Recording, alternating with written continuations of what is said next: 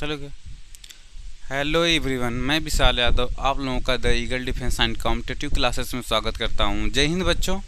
तो चलिए हम लोग चालू करते हैं। आज हम लोग क्लास 9th के लिए जो नवोदय के बच्चे हैं उनके लिए हम लोग सीखने वाले हैं। चैप्टर का नाम जो है बीजगणितीय व्यंजक या बहुपद।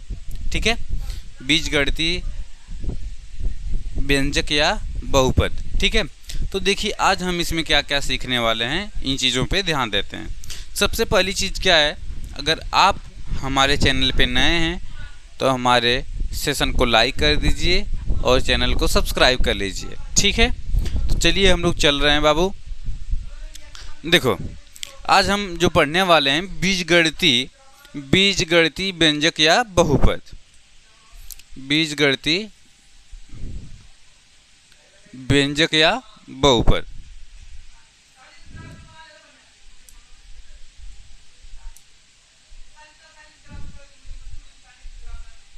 ठीक है, अब देखिए इसको इंग्लिश में क्या बोलते हैं, पॉलिनोमियल। पॉलिनोमियल क्या बोला जाएगा, इसको पॉलिनोमियल बोला जाएगा। ठीक है,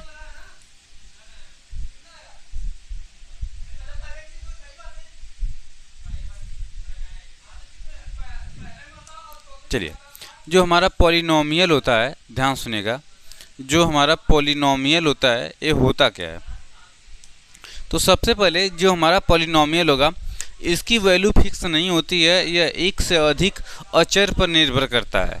ठीक है, तो जैसे इसमें क्या होता है कि कोई भी घात बहुपद में कोई भी घात जो चर पद होते हैं उनकी ना माइनस में होती है, ना ही करड़ी में होती है, ना ही बटे में होती है। अगर इसमें हो जाती है तो बहुपद नहीं होता है, पॉलिनोमियल नहीं होता है। तो इसका मैं एग्जांपल बता दूं पॉलिनोमियल का। तो देखिए पॉलिनोमियल का एग्जांपल हो गया x square plus 2x plus 3x square plus 4xy plus 2। ये सब जितने भी हैं सब के सब पॉलिनोमियल हैं।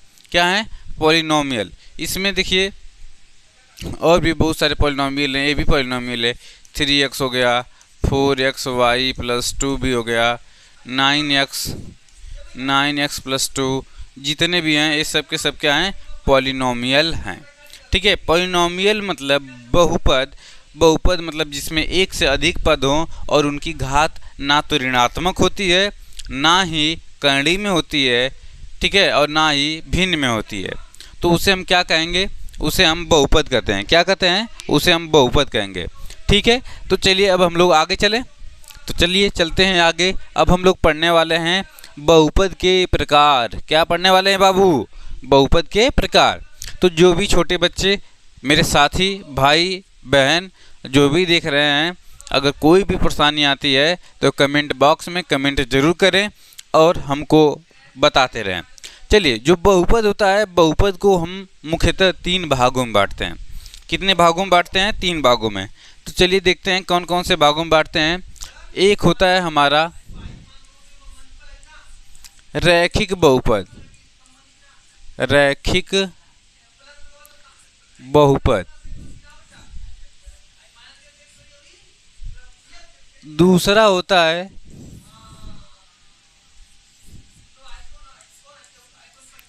द्विघात बहुपद।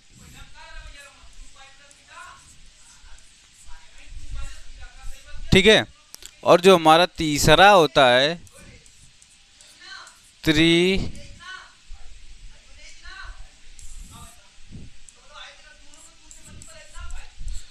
त्रिघात बहुपद। ठीक है, तो बहुपद कितने प्रकार के होते हैं, बहुपद मुख्यतः 3 प्रकार के होते हैं। कितने प्रकार के होते हैं, 3 प्रकार के होते हैं। देखो कौन कौन से होते हैं, इसको इंग्लिश में लीनियर बोलते हैं। क्या बोलते हैं, लीनियर पॉलिनोमियल। पॉलिनोमियल, ठीक है, और इसको बोलते हैं क्वाड्रेटिक। Quadratic polynomial. जो लीनियर पॉलिनोमियल होता है, ध्यान सुनिएगा, जो लीनियर पॉलिनोमियल होता है, अगर इसकी बात किया जाए लीनियर पॉलिनोमियल की, तो जो लीनियर पॉलिनोमियल होता है इसको मतलब हम उसको कहते हैं जिसकी अधिकतम घात, जिसकी जिसकी अधिकतम घात एक होती है। कितनी होती है? एक होती है। उसे हम क्या कहते हैं? उसे रैखिक बहुपद कहेंगे। क्या कहेंगे? रैखिक बहुपद कहेंगे। ठीक है भाई, तो चलिए हम लोग आगे चलते हैं, इसका एग्जाम्पल देख लेते हैं। इसका जो एग्जाम्पल होगा, जैसे x हो गया, ये भी एक रैखिक बहुपद है क्योंकि इसकी घात मैक्सिमम कितनी है? एक है। जैसे 3x + 2 हो गया, 4x + 3 हो गया। तो रैखिक बहुपद में मैक्सिमम कितने पद होते हैं? ध्यान सुनेगा, रैखिक बहुपद पद नहीं, मतलब रैखिक बहुपद में मैक्सिमम जो घात होती है कितनी होती है? एक होती है। तो रैखिक बहुपद वह बहुपद होता है जिसकी अधिकतम घात क्या होती है? एक होती है, उसे हम रैखिक बहुपद कहते हैं। अब हम लोग आते हैं द्विघात बहुपद पे। तो जो क्वाड्रेटिक इक्वेशन होता है या क्वाड्रेटिक पॉलिनोमियल होता है, इसमें जिसकी अधिकतम घात, वह बहुपद जिसकी अधिकतम घात कितनी होती है? 2 होगी। तो वह बहुपद जिसकी अधिकतम घात कितनी होगी? 2, उसे द्विघात बहुपद कहेंगे। हाँ, एक चीज़ मैं और बताना चाहूँगा कि जिस बहुपद की जितनी घात होती है उसके उतने हल निकलते हैं। ध्यान सुनिएगा, जिस बहुपद के जितने घात होती है, जैसे अगर कोई रैखिक बहुपद है, जैसे x + 2 दे दिया = 0 दे दिया, तो इस बहुपद में x की वैल्यू पूछेगा तो x की वैल्यू -2 आएगी। अर्थात अगर कोई पॉलिनोमियल है, ठीक है, तो उसकी घात जितनी होगी उसके उतने ही सॉल्यूशन निकल के आएंगे। अब यहाँ पे देखिए, जो द्विघात बहुपद मैं बता रहा हूँ, तो इसकी घात 2 होती है, तो इसके अधिकतम हल कितने होंगे? 2 होंगे। द्विघात बहुपद का मैं एक एग्जाम्पल ले लेता हूँ, x² + 2x + 1। ठीक है, ये हमारा कौन सा बहुपद है? द्विघात बहुपद है। तो एक चीज़ मैं और बताना चाहता हूँ, जो लीनियर पॉलिनोमियल मैंने बताया था, इसका मैं एक क्या ले लेता हूँ, इसका एक स्टैंडर्ड फॉर्म ले लेता हूँ। तो लीनियर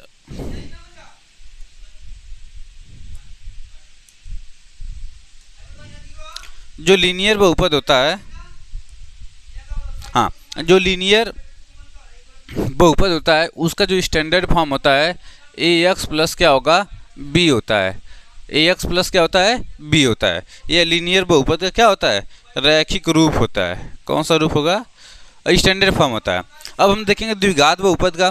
तो द्विघात बहुपद का जो स्टैंडर्ड फॉर्म होता है, मानक रूप होता है, इसका होता है ax² + bx + c। क्या होता है? ax + bx, ax² + bx + c।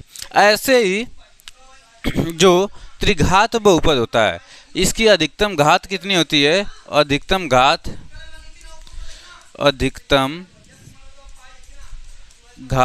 क्या होगी? 3 होती है। क्या होती है? वो 3 होती है। ठीक है, अधिकतम घात 3 होती है। तो इस चीज़ को हम लोग ध्यान देंगे। ठीक है, तो अब इसको आप लोग एक बार नोट कर लीजिए, फिर मैं आगे बढ़ूँ। ठीक है, स्क्रीनशॉट ले लीजिए। चलिए आगे हम लोग चलते हैं। अब हम लोग सीखेंगे बहुपद की घात क्या होती है। तो मान लीजिए कोई बहुपद ऐसे दिया हुआ है,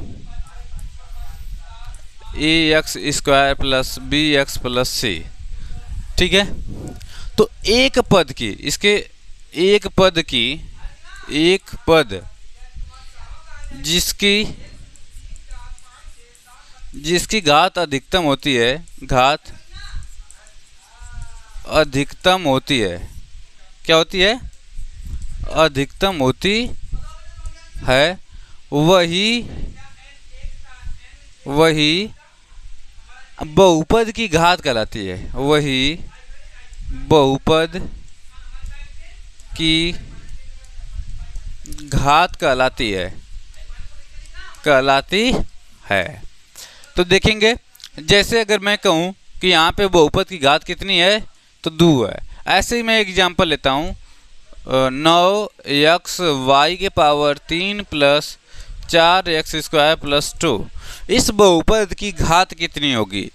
पावर कितनी होगी? तो हम बोलेंगे कि इस बहुपद की जो पावर होगी, ठीक है, इसमें सबसे बड़ा पद मतलब जिसकी घात अधिकतम है ये 3, इसकी घात हो गई, और एक x की घात, कुल मिला के टोटल कितनी हो गई? 4। तो इसकी पावर कितनी होगी? 4 होगी। ठीक है, अब चलिए हम लोग एक और एग्जांपल देख लेते हैं। जैसे अगर मैं कहूँ 3x² y² प्लस 4 एक्स घाते 5 प्लस 3 वाई। यहाँ पे अगर इसको मैं 3 कर लेता हूँ तो अब इसमें देखेंगे एक ऑलरेडी इसकी घात मैक्सिमम 5 है, यहाँ पे 3 प्लस 2 कितना हो जाएगा 5 है। तो अब देखो इसकी जो बहुपद की घात होगी, जो पावर होगी, ध्यान सुनना, इस बहुपद की जो पावर होगी यह पावर 5 की क्या होगी, बराबर होगी। किसके बराबर होगी, 5 के। ठीक है, तो यह बहुपद यह 5 के, इस बहुपद की जो घात होगी 5 होगी। तो ठीक है, अगर इसमें कोई दिक्कत आती है तो इसमें हमको ज़रूर बताएं, फिर मैं इसको बताने का प्रयास करूँगा। कोई दिक्कत हो तो बता दीजिए। तो चलिए आप लोग बताएंगे इसको कि इसकी घात कितनी होगी।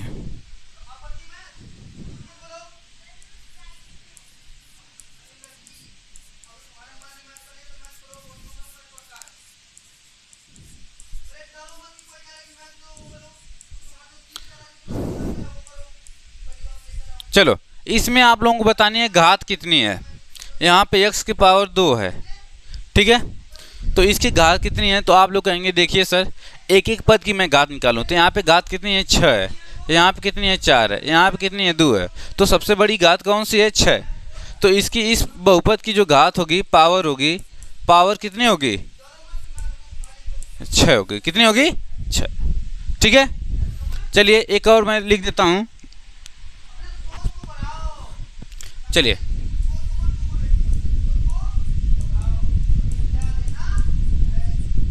इसकी घात कितनी होगी, तो इसकी घात देखिए सीधे सीधे दिख रही है 5 है, तो इसकी पावर कितनी हो जाएगी, पावर इक्वल टू कितनी होगी 5।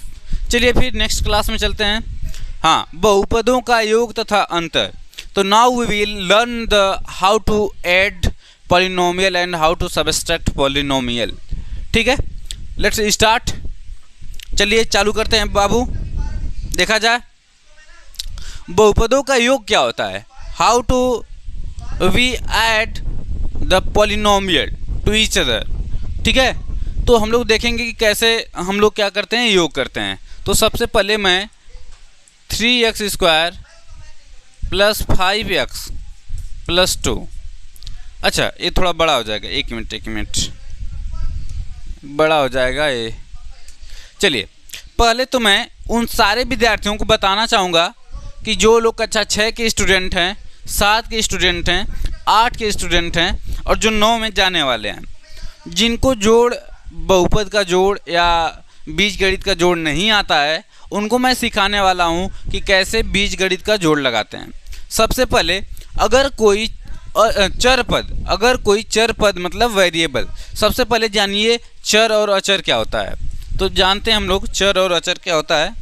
चर और अचर, ध्यान सुनिएगा, चर और अचर। इसमें जानिए चर क्या होता है।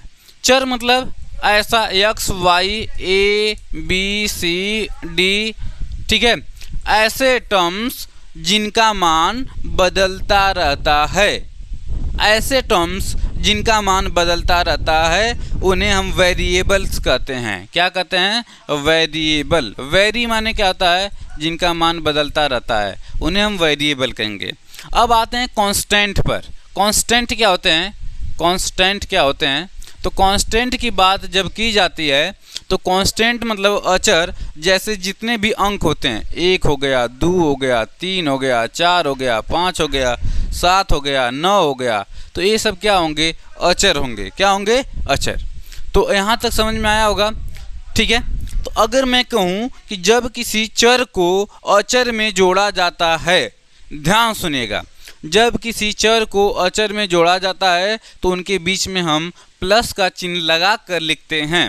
जैसे मैं कहूँ कि यक्स में 3 जोड़ा जाए, कितना जोड़ा जाए, 3, तो हम कहेंगे कि यक्स में जब 3 जोड़ा जाएगा तो क्या होगा आंसर, हम कहेंगे इसको हम लिखेंगे यक्स प्लस 3। क्या लिखेंगे, यक्स प्लस 3। अगर मैं कहूँ यक्स यहाँ पे चर है, वाई क्या है, अचर है। ठीक है, अगर मैं कहूँ कि y में 3 जोड़ा जाए, y में 3 जोड़ा जाए, ऐसे जोड़ा जाए तो कितना होगा, तो हम कहेंगे y प्लस 3 होगा। कितना होगा, y प्लस 3 होगा।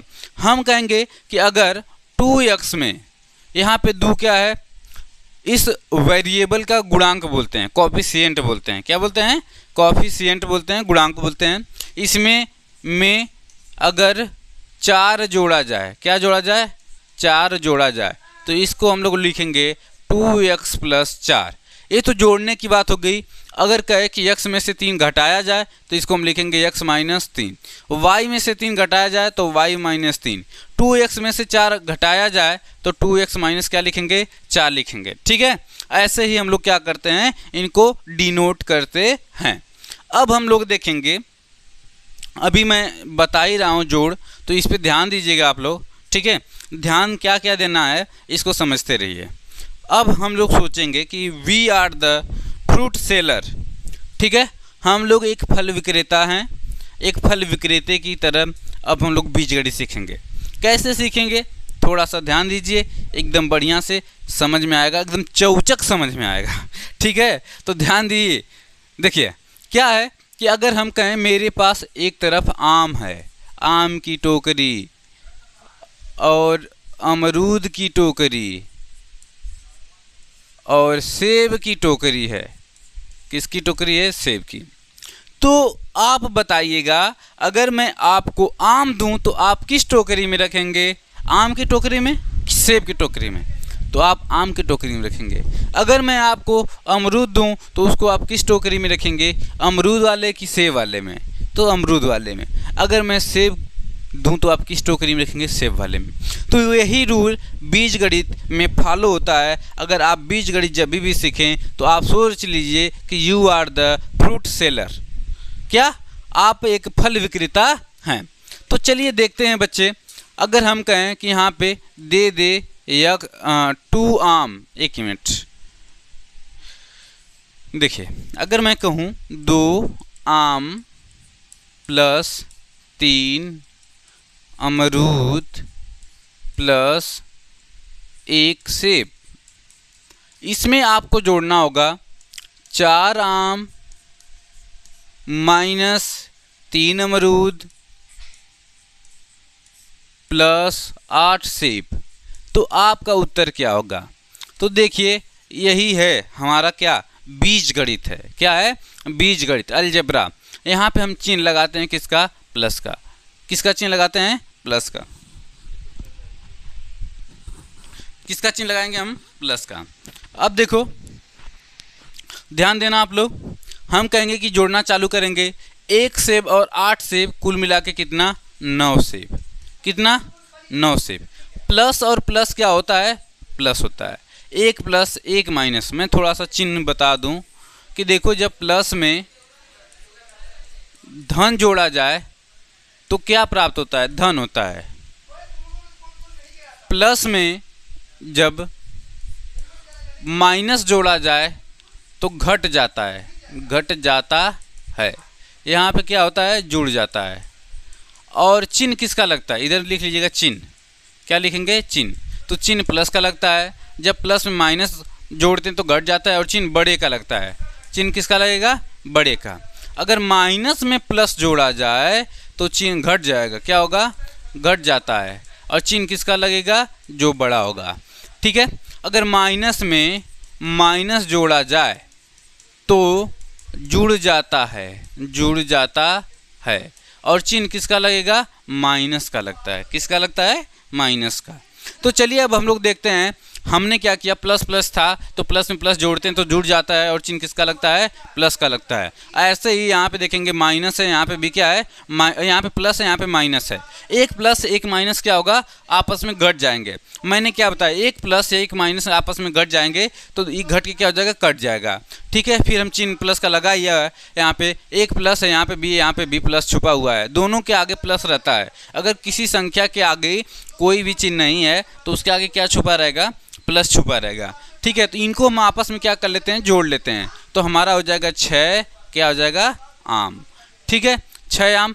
एकदम ऐसे ही सेम टू सेम जब भी हम लोग अलजेब्रा पढ़ेंगे तो देखो अलजेब्रा में क्या होता है कि जैसे मैं कहूँ, एकदम देख लीजिए, आम को मैंने x मान लिया है और अमरूद को मैंने मान लिया y, सेब को मैंने कांस्टेंट मान लिया। अब देखिए यहाँ पे 4 आम दिया है, मतलब 4x हो गया। ठीक है, 3 अमरूद यहाँ पे माइनस में दिया हुआ है। ठीक है, किस में दिया हुआ है? माइनस में। तो हम लोग कहेंगे कि यहाँ पे -3y प्लस कितना हो गया 8। जब जोड़ेंगे तो यह प्लस हो जाएगा 9, ये कट जाएगा और हमारा क्या आ जाएगा 4 3 7x प्लस 9। यही होता है बीजगणित का क्या जोड़। ठीक है, अब देखो घटाना में क्या होता है, अगर हम लोगों को जब घटाना सीखना हो, क्या सीखना हो, घटाना। ठीक है, तो जब घटाना सीखना होता है तो हमको कुछ नहीं करना होता, रुक जाइए थोड़ा सा।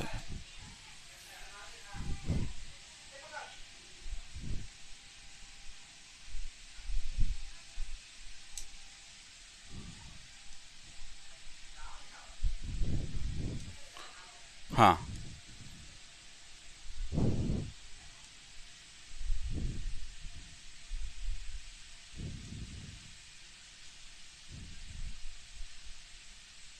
चलिए इसको नीचे लेके आते हैं।